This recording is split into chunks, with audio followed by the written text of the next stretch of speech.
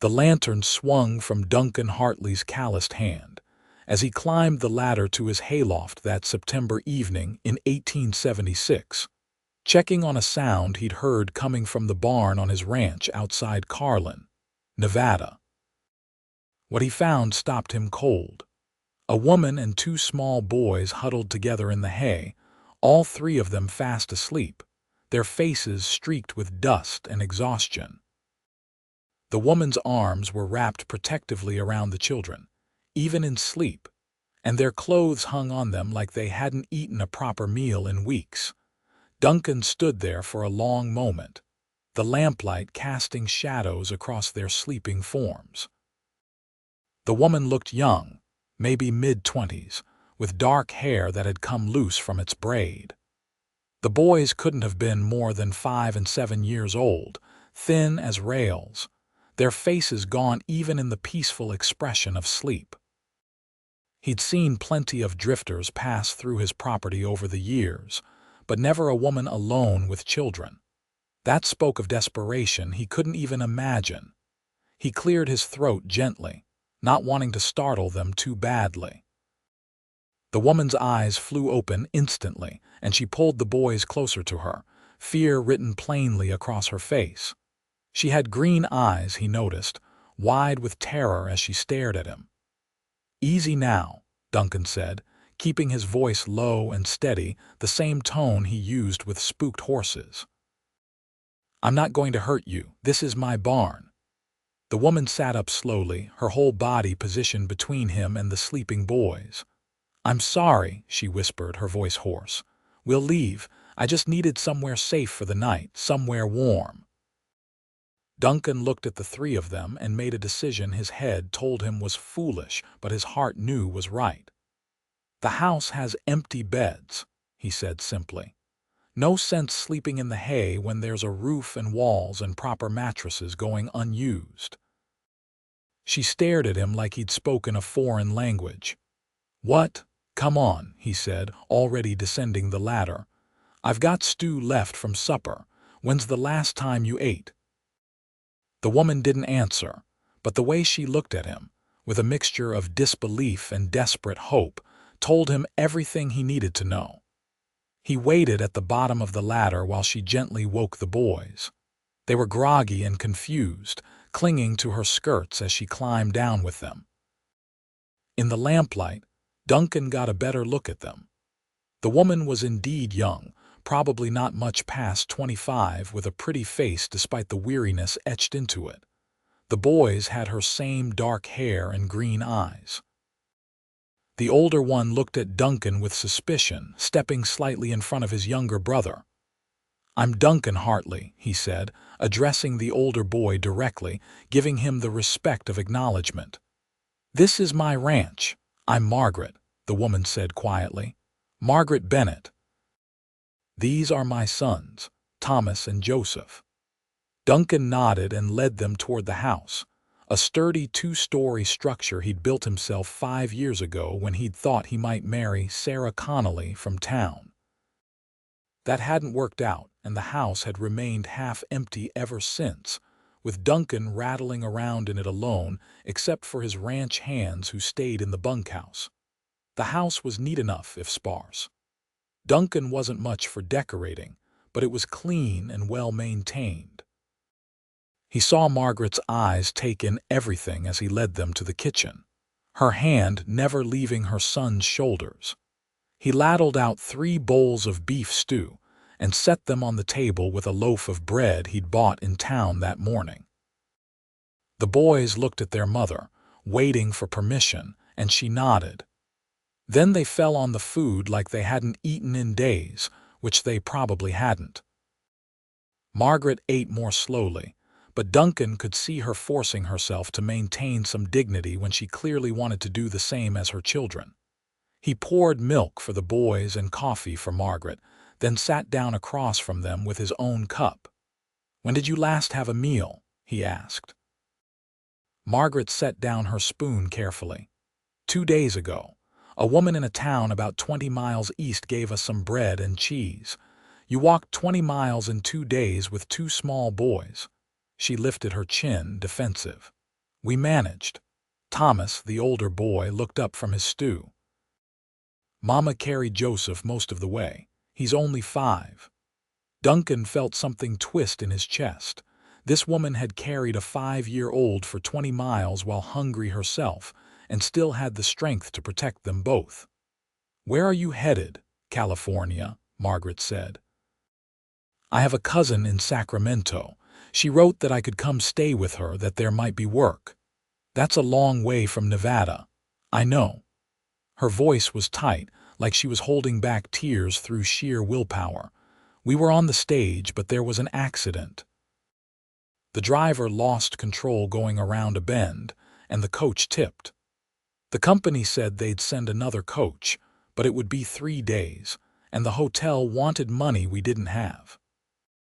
I thought we could walk to the next town, find cheaper lodging, but the next town was farther than I thought, and then there wasn't another one after that for miles, and—" She trailed off, looking down at her hands.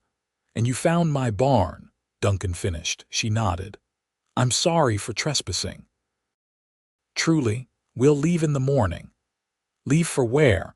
California's still hundreds of miles away and winter's coming." Margaret's jaw set stubbornly.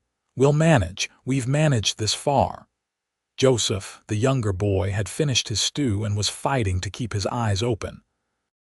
He leaned against his mother's side, and she automatically wrapped an arm around him. Duncan stood up.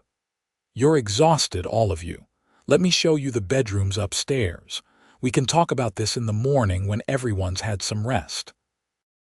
He could see Margaret wanted to argue, but exhaustion won out. He led them upstairs to 2 of the empty bedrooms, small but comfortable, with real beds and clean linens. The boys would share one room, Margaret the other. "There's a wash basin and pitcher in each room," Duncan said. "Privy's out back, but there's a chamber pot under each bed if you need it during the night.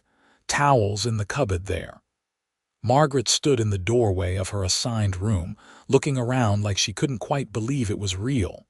"Mr. Hartley, I don't know how to thank you." "No thanks needed. Just get some rest." He left them to settle in and went back downstairs, cleaning up the supper dishes and trying to figure out what he'd just gotten himself into. He was a rancher, not a charity house. He had cattle to tend and horses to break and a business to run. He didn't have time to be taking in strangers, especially a woman with 2 children who had no claim on him whatsoever. But when he'd seen them sleeping in his hayloft, something in him had shifted. Maybe it was because he'd lost his own mother when he was young and remembered what it felt like to be scared and hungry. Maybe it was because he'd always wanted a family, and this house felt too big and empty for just him. Or maybe it was the fierce protectiveness he'd seen in Margaret's eyes when she'd positioned herself between him and her sleeping sons.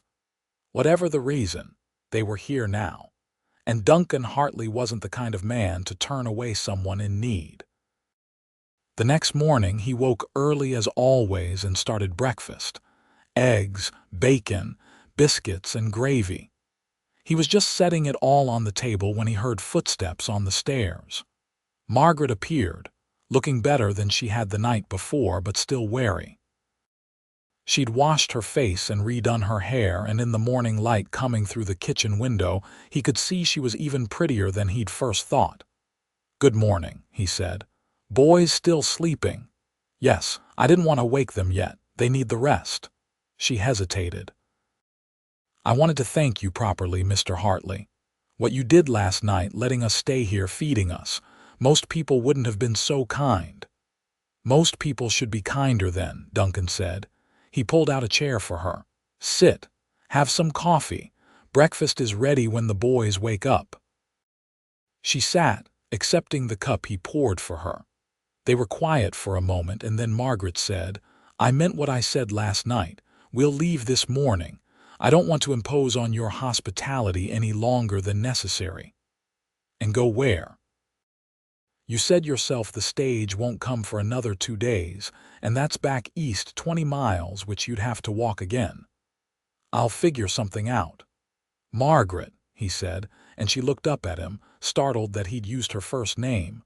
"I have a proposition for you." Her face closed off immediately, and he realized what she must be thinking. "Not that kind of proposition," he said quickly. "I'm not that sort of man. I mean a business arrangement." "What kind of business arrangement? I need help around here." "I have 2 ranch hands, good men, but they handle the cattle and horses. This house is too big for me to keep up with properly. I need someone to cook and clean, maybe tend a garden, help with the chickens. Regular work, and I'd pay fair wages. Room and board included for you and your boys." Margaret stared at him. "You're offering me a job?" "I am. You'd have your own room, the boys would have theirs. 3 meals a day and enough pay that you could save up for whatever comes next. If you still want to go to California come spring, you'd have the money to do it proper, not walking along dusty roads." "Why would you do this? You don't know me." Duncan leaned back in his chair, considering how to answer. "I don't know you, that's true. But I know desperation when I see it, and I know a mother protecting her children. That tells me enough about your character. As for me, I could use the help, truly. I'm not much of a cook beyond basic trail food, and this house stays clean through my own effort, which means it's not as clean as it should be. You'd be doing me a favor." She looked at him for a long moment, those green eyes searching his face for any sign of deceit. He met her gaze steadily, letting her look her fill. "What would people in town say?" she asked finally. "An unmarried woman living in a bachelor's house. Let them talk. Anyone who knows me knows I'm a man of honor. Besides, I have ranch hands living on the property. It's not like we'd be completely alone. If it bothers you that much, we can make sure you're always chaperoned, though I think that's nonsense." "I have conditions," Margaret said. "Name them." "My sons come first. Always. If there's ever a conflict between my work for you and their needs, they win." "Agreed. I want my own money. Not family money, not household money. My own wages that I control. Fair enough. And if I decide to leave, I can. You won't try to stop me or make things difficult." "You have my word." Margaret took a deep breath. "Then I accept, Mr. Hartley, and thank you, truly. Call me Duncan. Mr. Hartley was my father." A small smile crossed her face, the first real one he'd seen. It transformed her whole face, and Duncan felt his heart skip a beat. He pushed the feeling aside. This was a business arrangement, nothing more. She was an employee, someone he was helping out. That was all. The boys came downstairs then, tentative and wide-eyed at the spread of food on the table. Duncan dished up plates for them, and they ate with better manners than the night before, but still with the intensity of children who'd known real hunger. "Your mother is going to be working for me," Duncan told them as they ate. "You'll be staying here for a while. That means you'll have chores too, age-appropriate ones. Think you can handle that?" Thomas, the older boy, sat up straighter. "Yes, sir, I'm a good worker." "I'm sure you are. We'll figure out what you're best suited for. Can you raid?" "Yes, sir. Mama taught us both." Duncan glanced at Margaret, impressed. "That's good. Real good. How about numbers?" "Some. I can count and do simple sums." "Then we'll work on that too. A man needs education in this world." After breakfast, Duncan showed Margaret around the house properly. There were 4 bedrooms upstairs, though only one had been his. The others were furnished but impersonal, waiting for a family that had never materialized. Downstairs was the kitchen, a front parlor, a dining room, and a small study where Duncan kept his ranch accounts. "You'll be in charge of keeping these rooms clean and orderly," he explained. "Cooking 3 meals a day for me and the hands. They eat in the bunkhouse usually, but I provide the food. Laundry once a week. There's a chicken coop out back, needs tending daily.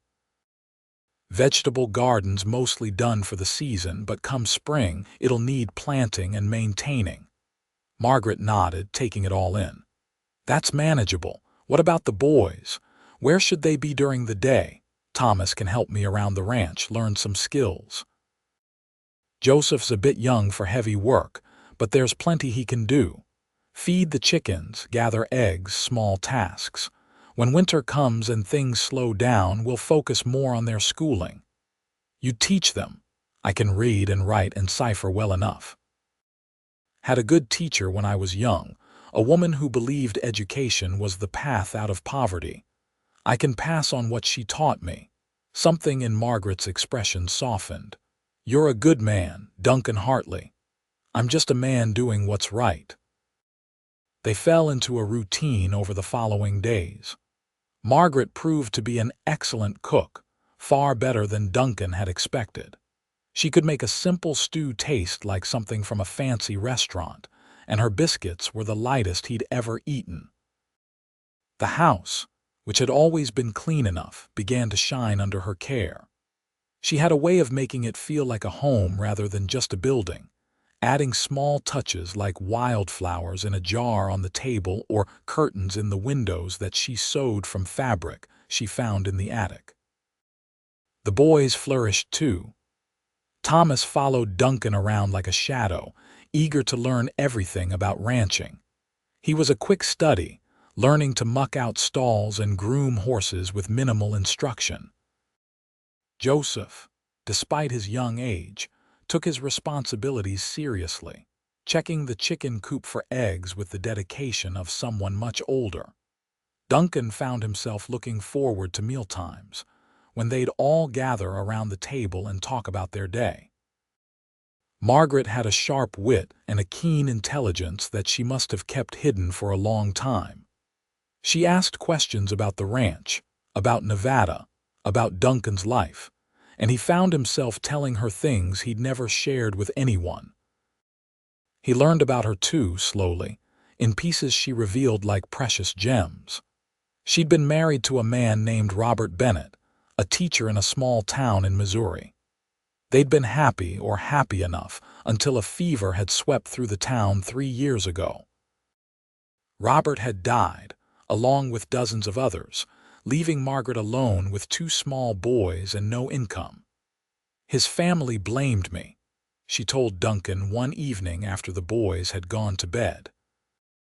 They were sitting in the parlor, her mending and him pretending to read the newspaper while mostly just watching her work. Said I should have taken better care of him, should have called the doctor sooner, should have nursed him better. Never mind that I was sick too, or that the boys almost died as well. They wanted someone to blame and I was convenient. That's not fair. Life's not fair, Duncan. I learned that early.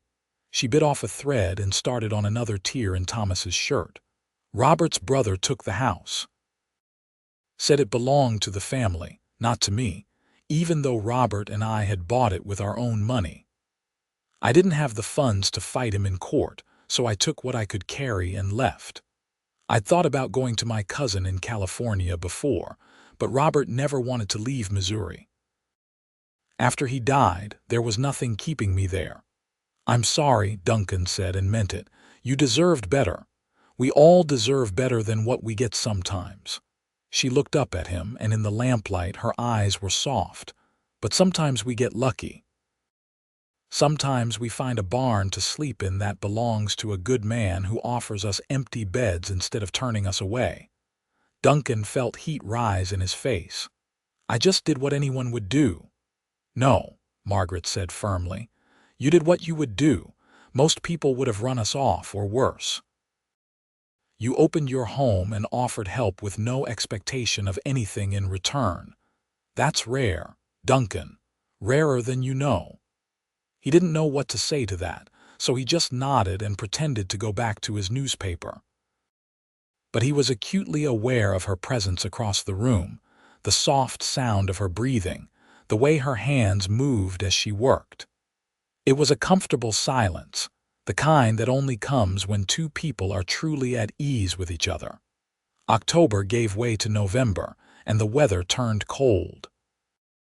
Duncan made sure the house was well stocked with firewood, and that Margaret and the boys had warm clothes. He'd gone into Carlin and bought wool coats for both boys, sturdy boots, and thick socks.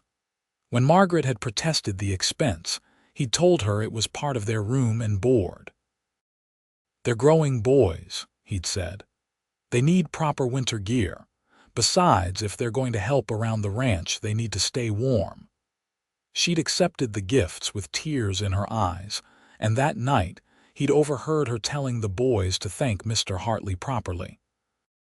They'd done so the next morning, both of them speaking in unison with obvious coaching from their mother, and Duncan had felt a lump in his throat at their earnest gratitude. The ranch hands, two men named Jack Porter and Sam Walsh, who'd worked for Duncan for 3 years, had taken to Margaret and the boys immediately. Jack, who was in his 50s with grown children of his own back in Colorado, had a grandfatherly manner that put everyone at ease. Sam, younger and quieter, often helped Thomas with his chores and showed him tricks for handling the horses. One evening in late November, Duncan came back from checking the northern pasture to find Margaret in the kitchen, crying. She was trying to hide it, wiping at her eyes with her apron, but her shoulders shook with suppressed sobs. "Margaret, what's wrong?" She jumped, startled. "Nothing, I'm fine. Supper will be ready soon. You're crying. That's not fine." He crossed the kitchen and, without thinking, put a hand on her shoulder. "What happened?" she broke then, turning into his chest and sobbing. Duncan froze for a moment, uncertain, then slowly wrapped his arms around her and let her cry. She felt small against him, fragile, even though he knew she was one of the strongest people he'd ever met. When the tears finally subsided, she pulled back, embarrassed. "I'm sorry, that was inappropriate." "It's all right, what brought this on?"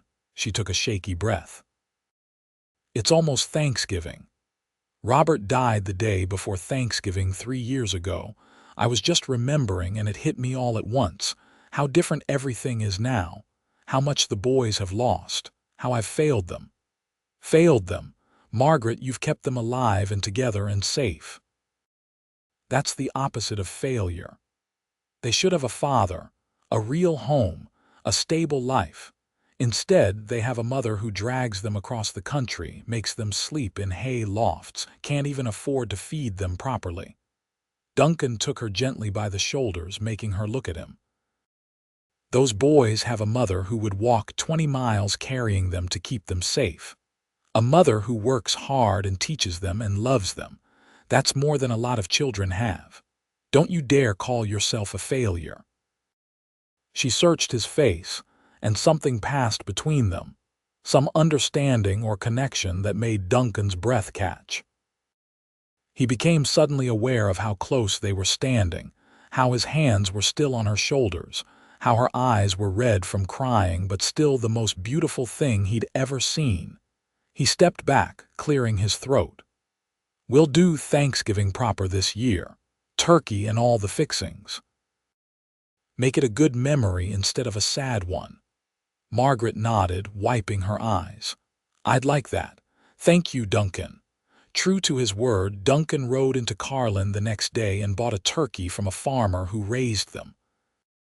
Margaret made a feast the likes of which the ranch house had never seen. Roasted turkey with gravy, mashed potatoes, sweet potatoes with butter and brown sugar, green beans, fresh bread, and an apple pie that made Duncan's mouth water just looking at it. They ate together, the 5 of them, Duncan and Margaret and the boys, plus Jack and Sam from the bunkhouse. They went around the table saying what they were thankful for, a tradition Duncan's mother had started when he was young. Thomas said he was thankful for the ranch and for learning to ride horses. Joseph said he was thankful for the chickens and for not being hungry anymore. Jack was thankful for good company and good food. Sam was thankful for steady work and fair pay.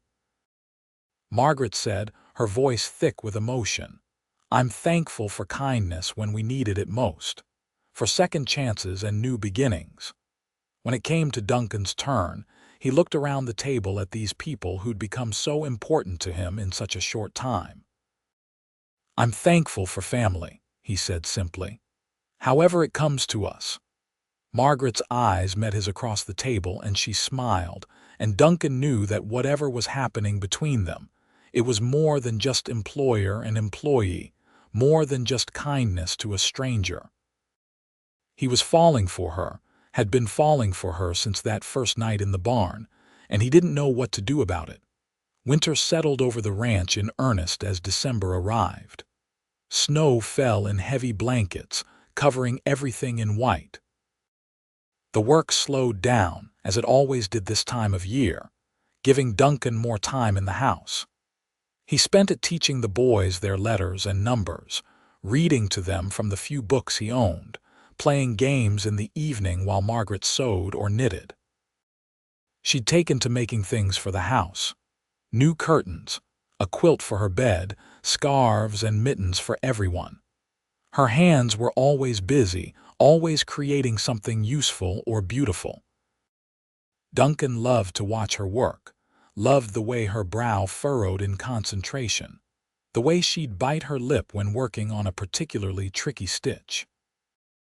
One evening, when the boys were already asleep and the house was quiet except for the crackling fire, Duncan finally gathered the courage to speak what had been on his mind for weeks. "Margaret, can I ask you something?" She looked up from her knitting. "Of course." "Do you ever think about staying? Not just until spring, but permanently?" Her hands stilled. "What do you mean?" "I mean this arrangement we have, it works.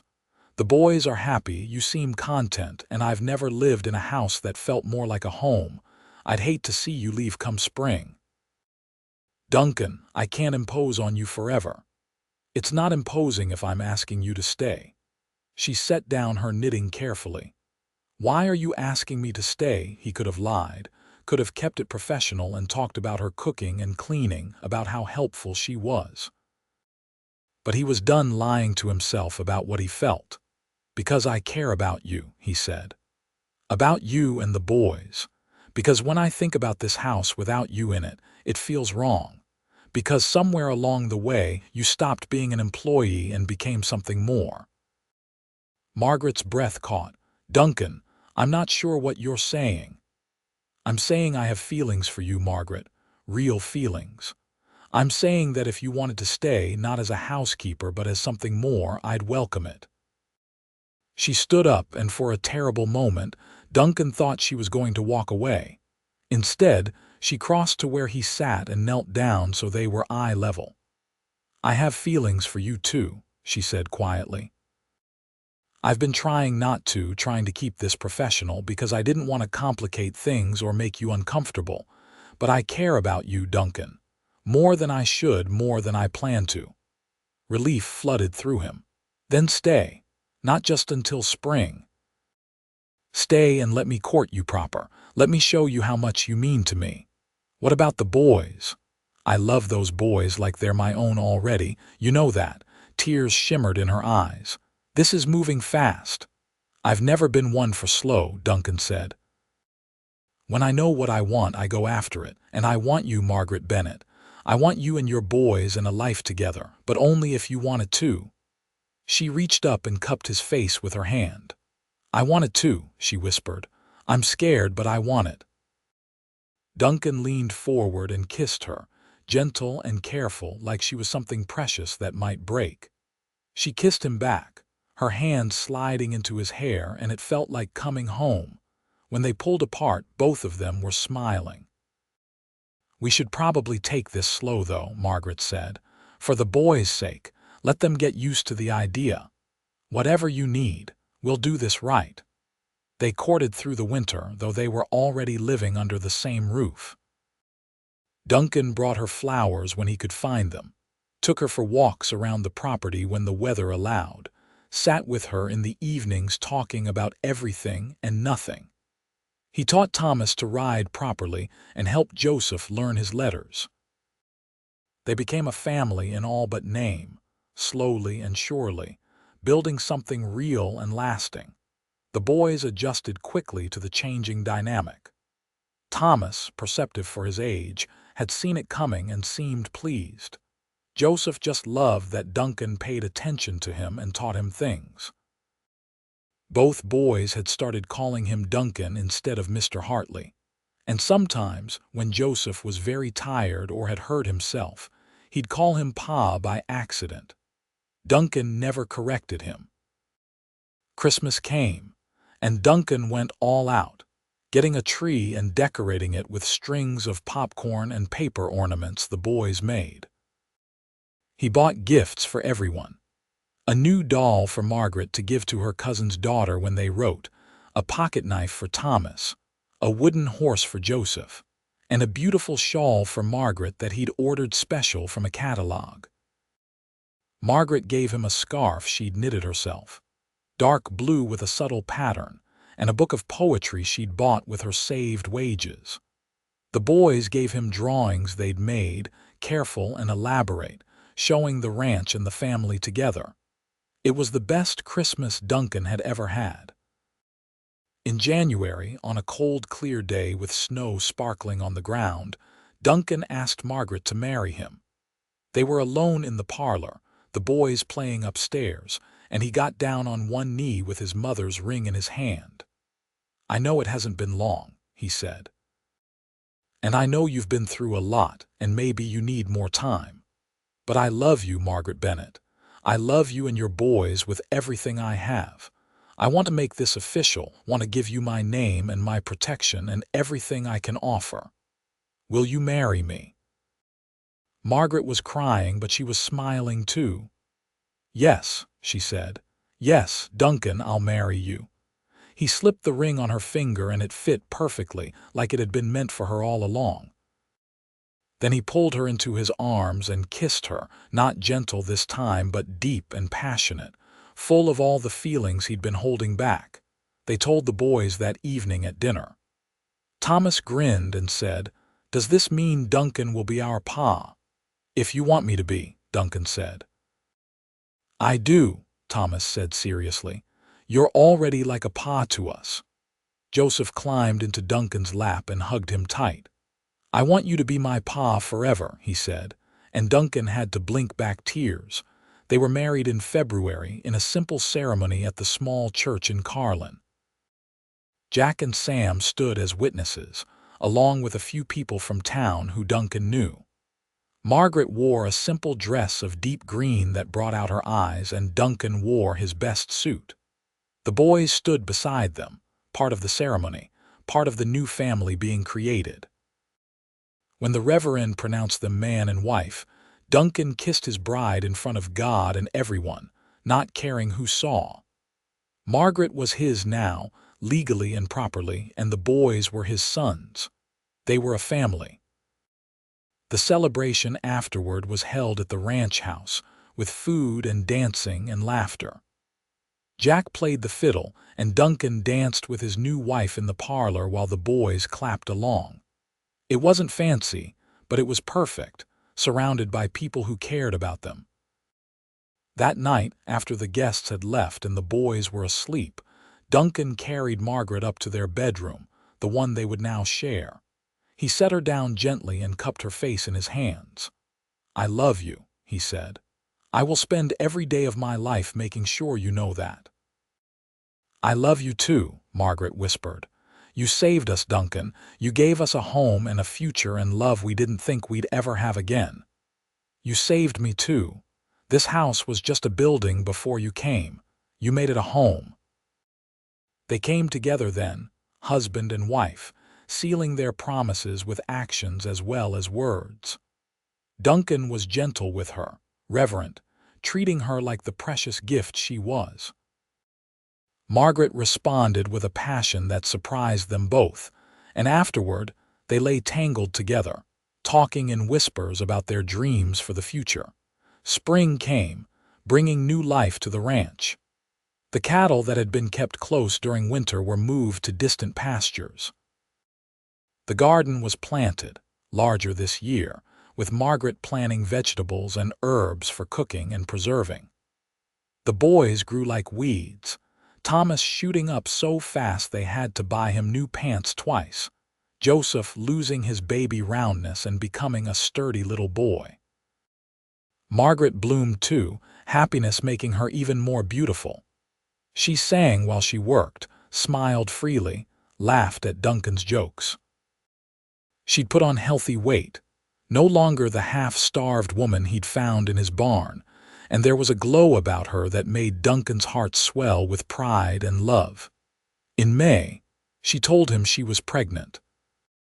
Duncan was overjoyed, picking her up and spinning her around until she laughed and begged him to put her down. A baby, their baby, a physical manifestation of the love they shared. He immediately became protective, insisting she not work too hard, not lift anything heavy, not overexert herself. Margaret bore his hovering with patient amusement. "I've had 2 babies already, Duncan. I know what I'm doing. But this is our baby. I want to make sure everything is perfect." She kissed him sweetly. Everything is already perfect. The boys were excited about the prospect of a sibling. Thomas declared he would teach the baby everything he knew, and Joseph wanted to know if the baby would sleep in his room so he could help take care of it. Duncan and Margaret assured them both that they would be important big brothers. The pregnancy progressed smoothly. Margaret continued her work around the house, though Duncan hired a woman from town to come help with the heavier chores. Mrs. Patterson was a widow in her 60s who needed the income and was delighted to help out. She and Margaret got along well, often working together in the kitchen or garden while chatting about everything under the sun. Summer was busy on the ranch, with cattle to move and brand, horses to break, fences to mend. Duncan worked from dawn to dusk, but he always made time for his family. He'd come in for dinner every evening, no matter how much work was left, and sit with Margaret and the boys, listening to their stories about their day. Thomas was becoming a skilled horseman, able to ride even the more spirited animals in Duncan's string. Duncan trusted him with real responsibilities now, sending him to check on the water troughs in the near pastures or to help move small groups of cattle. The boy was proud of the trust placed in him and never shirked his duties. Joseph, at 6 years old, had become the unofficial keeper of all the small animals on the ranch. He tended the chickens with devotion, knew each one by name, and could tell you which ones were the best layers. He'd also taken an interest in the barn cats, making sure they had milk and petting them until they purred. In the evenings, Duncan would read to the family, or they'd play games, or sometimes just sit together on the porch watching the sunset. These were the moments Duncan treasured most, the quiet peace of being with people he loved, knowing they were safe and happy in his. As Margaret's pregnancy advanced, Duncan found himself consumed with preparations for the baby. He built a cradle by hand, sanding it smooth so there would be no splinters, carving small designs into the wood. Margaret sewed tiny clothes, soft blankets, and little caps. The boys helped pick out a spot in the master bedroom where the cradle would go, right next to the bed where Margaret could reach the baby easily. In November, on a crisp morning when frost covered the ground, Margaret went into labor. Duncan sent Thomas riding to town to fetch the doctor and Mrs. Patterson then stayed with Margaret, holding her hand and trying not to panic. He'd helped birth countless foals and calves, but this was different. This was his wife, his child, and the stakes felt impossibly high. Mrs. Patterson arrived first, taking charge with the calm efficiency of someone who'd been through this many times. She sent Duncan to boil water and fetch clean linens, giving him tasks to keep him busy and out of the way. The doctor arrived an hour later, examined Margaret, and pronounced everything normal and progressing well. The labor lasted through the day and into the evening. Duncan stayed as close as he was allowed, leaving only when Mrs. Patterson shooed him out, and returning as soon as he could. He could hear Margaret's cries of pain, and each one felt like a knife to his heart. He paced the hallway outside their bedroom, praying to a God he rarely addressed, bargaining and pleading for Margaret and the baby to be all right. Finally, as the sun was setting, he heard a different sound, a baby's cry, strong and healthy. Mrs. Patterson opened the door, beaming. "Congratulations, Duncan, you have a son." He rushed into the room. Margaret was propped up in bed, exhausted but smiling, holding a tiny bundle wrapped in a soft blanket. Duncan approached slowly, almost reverently, and looked down at his child for the first time. The baby was red-faced and wrinkled, with a shock of dark hair and eyes that were trying to focus on the new world around him. He was the most beautiful thing Duncan had ever seen. "You want to hold him?" Margaret asked. Duncan nodded, not trusting his voice. She placed the baby carefully in his arms, and he cradled his son against his chest, feeling the tiny weight of him, the warmth, the realness. This was his son, his and Margaret's, a life they'd created together out of love. "What should we name him?" Margaret asked softly. They discussed names for months but never quite settled on one. Now, holding his son, Duncan knew exactly what felt right. "Daniel," he said, "after my father, Daniel Robert Hartley." Margaret's eyes filled with tears. "Robert for my first husband. He gave you those two wonderful boys upstairs. He deserves to be remembered and honored, and I think it's right that our son carries both our histories." She reached for his hand. "Daniel Robert Hartley. It's perfect." The boys were allowed in then, cautiously approaching the bed to meet their new brother. Thomas looked at the baby with wonder, and Joseph reached out to gently touch the tiny hand. "He's so small," Joseph whispered. "You were that small once," Margaret told him. "Both of you were." "Can I hold him?" Thomas asked.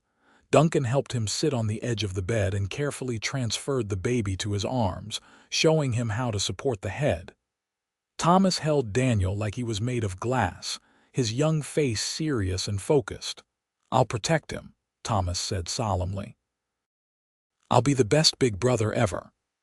"I know you will," Duncan said, ruffling his hair. "You already are." They were a family of 5 now, and the house that had once been too big and empty for Duncan alone was now full of life and love and noise. It was everything he'd ever wanted and more than he'd dared to dream. The winter was gentle that year, with less snow than usual and temperatures that stayed manageable. Daniel thrived, growing plump and healthy on Margaret's milk. He was a happy baby, rarely fussy, and when he smiled, which he did often, it lit up the whole room. Duncan couldn't get enough of his son. He'd wake in the night when Daniel cried and bring him to Margaret to nurse, then sit with them both, watching in the lamplight as his wife fed their child. During the day, when work allowed, he'd hold Daniel against his shoulder, talking to him about the ranch and the cattle and everything they'd do together when he was older. Thomas and Joseph were devoted big brothers. Thomas would make silly faces to make Daniel laugh, and Joseph sang to him, the same songs Margaret had sung to him when he was small. The love in the house was almost tangible, a living thing that grew stronger every day. As spring approached and Daniel grew bigger and more alert, life on the ranch settled into a new rhythm. Margaret had her hands full with 3 children now, but Mrs. Patterson still came to help several days a week, and Duncan did more around the house than he had before, wanting to ease Margaret's burden. On their first anniversary, Duncan surprised Margaret with a necklace he'd bought in Carlin, a simple gold chain with a small pendant. It wasn't expensive or fancy, but he'd saved for months to buy it, wanting to give her something special. She cried when she opened it, happy tears, and made him fasten it around her neck immediately. "It's beautiful," she said. "Thank you, Duncan." "Thank you," he replied. "For saying yes, for staying, for building this life with me. You've given me everything I ever wanted." That night, after the children were asleep, they made love slowly and tenderly, reaffirming the bonds between them. Afterward, lying in each other's arms, they talked about the future. "I want more children," Margaret said. "If we're blessed with them, I want this house full of kids and life." "We'll have as many as you want," Duncan promised. "As many as we're given. And I want the boys to have every opportunity. I want them to go to school properly, maybe even college one day if they want to. We'll make it happen. Whatever they need, we'll provide." She turned to look at him, her eyes serious in the moonlight streaming through the window. "Do you ever regret it, taking us in that night? Your life was simpler before we came." "Simpler, yes, but empty. I was going through the motions, building a ranch for no real reason beyond just having something to do. You and the boys gave me purpose. You gave me a reason to build something lasting, something to pass down. I've never regretted it, not for a single moment. I love you, Duncan Hartley." "I love you too, Margaret Hartley." The years that followed were good ones. The ranch prospered under Duncan's management, growing from a modest operation to one of the most successful in the area. He hired more hands, expanded his herd, bought adjacent land when it became available. Everything he did was with an eye toward the future, toward building something his children and their children could inherit. Thomas grew into a tall, strong young man with a natural gift for working with animals. By the time he was 15, he could break horses as well as Duncan could, and other ranchers were asking to hire him for the work. Duncan was proud of him, but made sure he understood the value of education too, insisting he keep up with his studies even as he took on more ranch responsibilities. Joseph, gentler by nature, showed an aptitude for growing things. He tended the garden with Margaret, expanding it year by year until they were producing far more than the family needed. They started selling surplus vegetables in Carlin, and Joseph kept meticulous records of what sold best, what grew well in their soil, what the customers wanted. Duncan could see him becoming a successful farmer or merchant one day. Daniel, as he grew from baby to toddler to young boy, proved to be a perfect mix of his parents and his brothers. He had Margaret's quick mind and Duncan's stubborn determination. He was fearless, always getting into things he shouldn't, keeping everyone on their toes. But he was also affectionate and sweet, generous with hugs and kisses, quick to apologize when he'd done wrong. Margaret gave birth to 3 more children over the years. A daughter they named Sarah Rose when Daniel was 2. Twin boys they named Matthew and Mark when Sarah was 3. And finally, another daughter named Emma Grace when the twins were 4. The house was full, bursting at the seams with children and noise and constant activity. Duncan had to add on to it, building more bedrooms and expanding the kitchen, but he didn't mind. Every nail he hammered, every board he placed, was an act of love for his growing family. Margaret bloomed with each pregnancy, growing more beautiful to Duncan with every passing year. She managed the household with efficiency and grace, making sure each child felt loved and valued, that no one was overlooked or neglected. She was the heart of their home, and Duncan fell more in love with her daily. They had their struggles, of course. There were years when the cattle prices dropped, or drought threatened their water supply, or disease swept through the herd. There were childhood illnesses that terrified them, accidents that required doctors, moments when the future felt uncertain. But they weathered every storm together, as a family. Duncan and Margaret presented a united front to every challenge, making decisions together, supporting each other through the hard times. And there were more good times than bad, more laughter than tears, more joy than sorrow. The children grew, each finding their own path. Thomas eventually married a girl from Carlin named Elizabeth, a rancher's daughter who loved the land as much as he did. They built a house on the far end of Duncan's property and started their own family, staying close but independent. Duncan made Thomas a full partner in the ranch operation, knowing it would be his to run one day. Joseph, to no one's surprise, decided he wanted to attend agricultural college in California. Duncan and Margaret scraped together the money to send him, proud beyond words when he was accepted. He came back 4 years later with a degree and plans to start a large-scale farming operation, selling produce to the growing cities in Nevada and California. Duncan loaned him the money to buy land and equipment, knowing it was a sound investment. Daniel followed his father into ranching, but with an eye toward the future, always looking for new techniques and better ways to manage the herd. He was the one who suggested they start raising sheep as well as cattle, diversifying their income. It proved to be a brilliant idea, opening up new markets and stabilizing their finances even in difficult years. The 3 daughters were equally accomplished. Sarah became a teacher, following in the footsteps of her late grandfather Robert, whom she'd never met. She taught at the school in Carlin and eventually became the headmistress, known throughout the county for her dedication and skill. The twins, Matthew and Mark, were inseparable and ended up going into business together, opening a successful general store in Carlin that eventually expanded to 3 locations.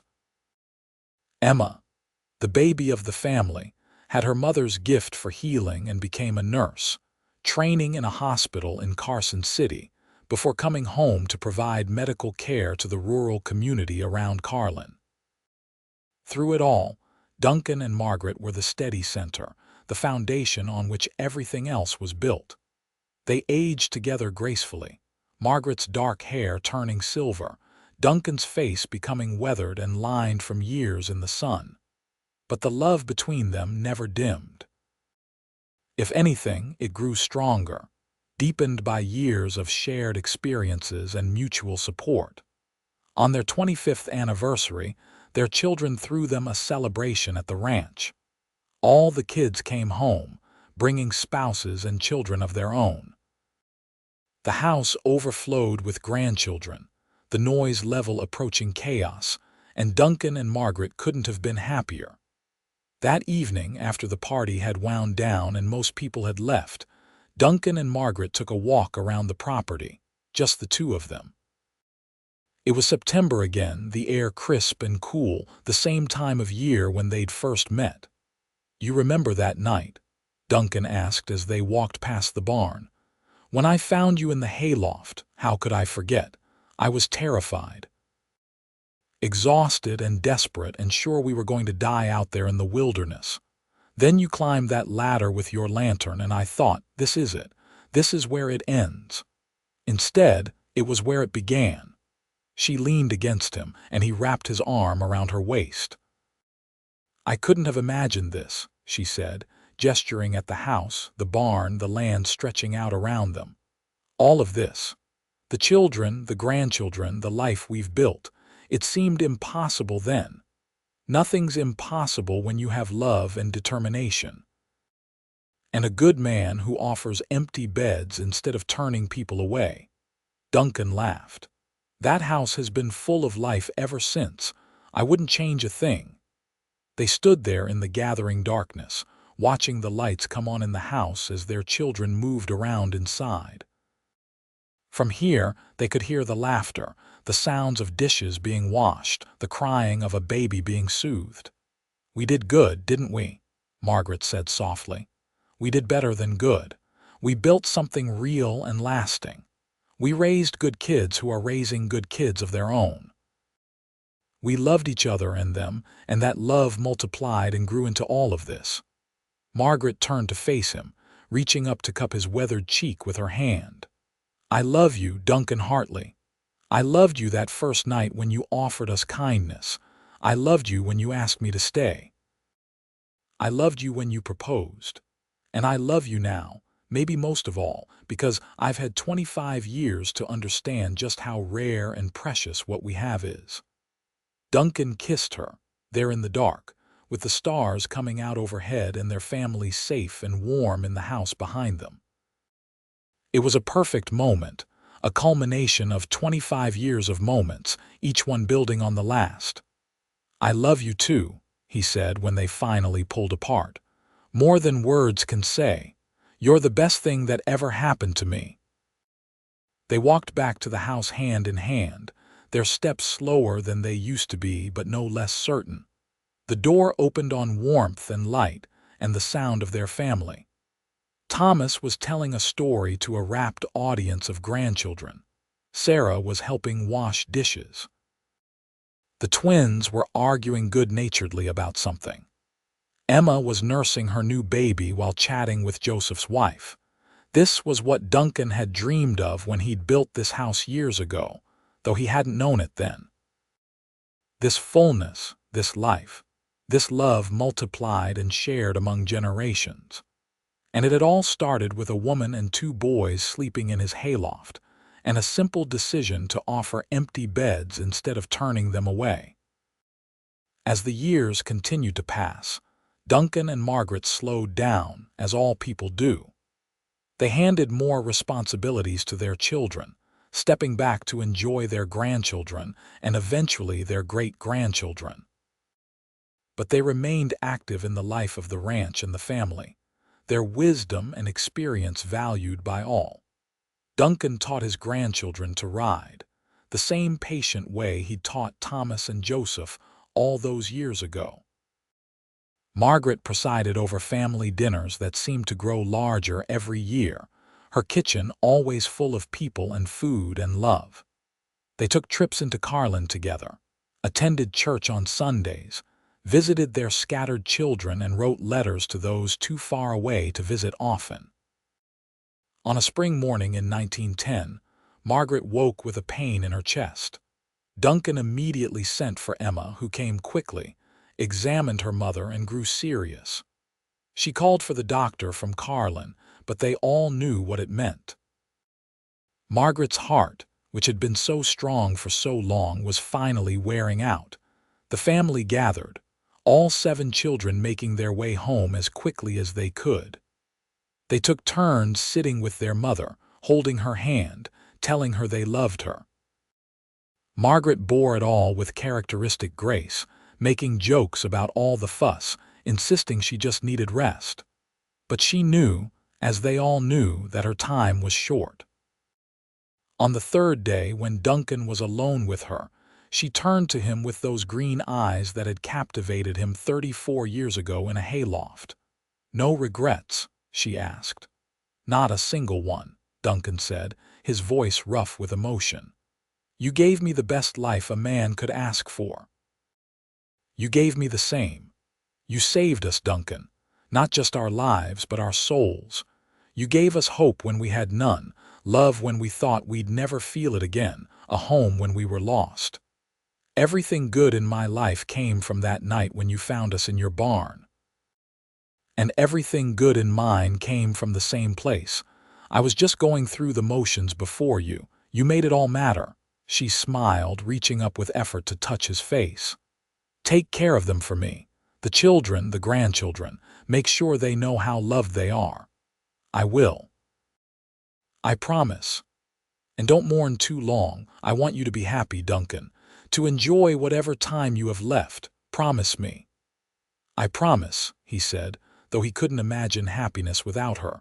Margaret Bennett Hartley died that evening, surrounded by her family with Duncan holding her hand. She slipped away peacefully. No pain, just a gradual fading like a candle burning down. The last thing she saw was Duncan's face, and the last thing she heard was his voice telling her he loved her. Duncan was devastated. For 62 years he'd walked the earth, and for 34 of them, Margaret had been by his side. Her absence left a hole in his life that nothing could fill. The house felt wrong without her in it. The ranch felt empty. Even surrounded by children and grandchildren, he felt alone. But he'd made her a promise, and Duncan Hartley kept his promises. He rallied for the sake of the family. He continued working, though at a reduced pace. He spent time with the grandchildren, telling them stories about their grandmother, making sure her memory stayed alive. He attended family dinners and celebrations, and though the grief never fully left him, he learned to carry it. 2 years after Margaret died, Duncan's heart gave out on a summer afternoon. He was in the barn, the same barn where he'd found Margaret and the boys all those years ago, checking on a new foal. Thomas found him there, sitting peacefully against a hay bale, gone without apparent pain or struggle. They buried Duncan next to Margaret in the small cemetery outside Carlin, on a hill overlooking the town and the valley beyond. The funeral was enormous, hundreds of people coming to pay their respects to a man who'd been known throughout the region for his fairness, his kindness, and his devotion to family. The ranch passed to Thomas and Daniel, who ran it together just as Duncan had taught them.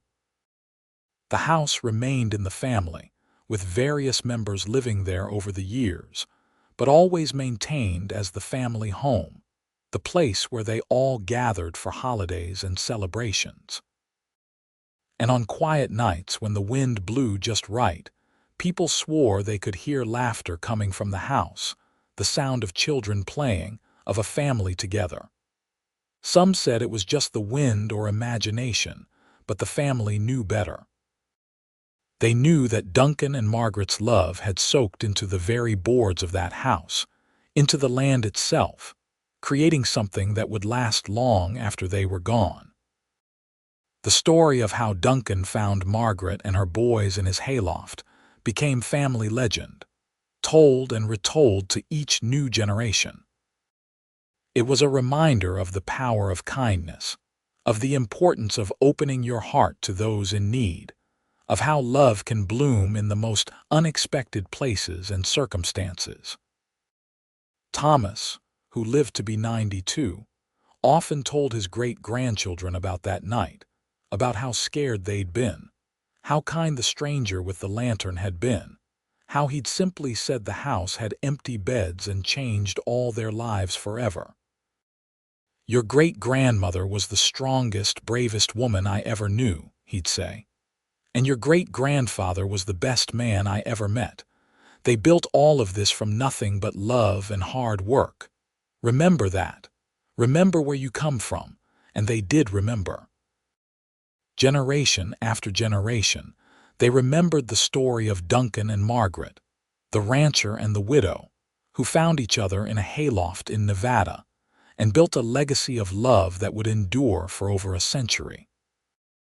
They remembered that kindness matters, that family is everything, and that sometimes the best things in life come from simply offering empty beds to those who need them. The ranch still operates today, run by Duncan and Margaret's descendants, a thriving operation spanning thousands of acres. The original house still stands, preserved and protected, a museum of sorts for the family. The barn is there too, and sometimes, on September evenings when the air is crisp and clear, family members will climb up to the hayloft and sit in the hay, imagining what it must have been like that night so long ago when a desperate woman and 2 small boys found safety there, and a lonely rancher found the family he'd been waiting for all his life. It all began with empty beds and a generous heart, with a chance encounter and a choice to help rather than turn away. And from that simple beginning grew a love story that spanned decades, a family that spread across the West, and a legacy that would never be forgotten. Duncan and Margaret's story became more than just family history. It became a testament to what's possible when people choose compassion over indifference, when they open their homes and hearts to those in need. It became a reminder that families are built not just through blood, but through love and choice and commitment. Their great-great-grandchildren still visit the graves on the hill, bringing flowers and telling them about their lives. They speak to Duncan and Margaret as if they're still there, still listening, still caring about the family they built. And perhaps in some way they are. Love doesn't die when people do.